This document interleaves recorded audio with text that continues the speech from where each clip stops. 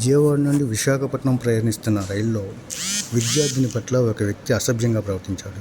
దీంతో ఆ విద్యార్థిని కేకలు వేయడంతో అదే కంపార్ట్మెంట్లో ఉన్న ఏఐఎస్ఎఫ్ నాయకులు ఆ వ్యక్తిని పట్టుకొని విశాఖపట్నంలోని పోలీసులకు అప్పగించారు. ఈ సందర్భంగా ఏఐఎస్ఎఫ్ నాయకులు మాట్లాడుతూ ప్రయాణికుల భద్రత విషయంలో రైల్వే అధికారులు జాగ్రత్త వహించాలని, ప్రయాణికులకు భద్రతా సదుపాయాలు కల్పించాలని కోరారు. ఇంకా ఏమన్నారో మాట్లాడదాం.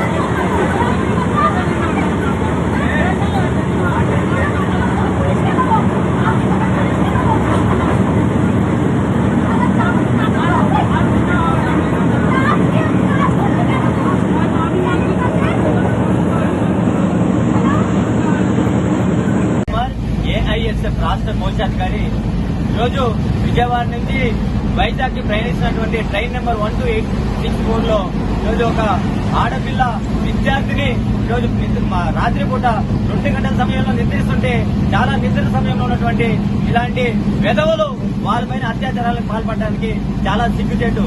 ఇక్కడ టీసీలు ట్రైన్ లో టికెట్లు చెక్ చేయడానికి పర్మిషన్ అవుతున్నారు, కానీ సెంట్రల్ సిబ్బంది ఇక్కడ కంపార్ట్మెంట్ లో వాళ్ళకి ఎలాంటి వసతులు ఉన్నాయి, ఏం జరుగుతున్నాయి, దొంగలు వస్తున్నారా, ఇలాంటి ఎదవలు వస్తున్నారని కూడా ఎక్కడ కూడా కంట్రోల్స్ లో విఫలం చెందారు. కాబట్టి కావున వెంటనే ఇలాంటి పనులకు పాల్పడకుండా ఉండాలంటే సెంట్రల్ సిఆర్పీఎఫ్ వాళ్ళు ఇక్కడ ఈ కంపార్ట్మెంట్ లో వెంటనే తగిన చర్యలు చేపట్టి ఎప్పటికప్పుడు డ్యూటీ చేస్తూ ఉండే పద్ధతిలో ఏర్పాటు చేయాలని కూడా ఏఐఎస్ఎఫ్ గా మేము కోరుతాం.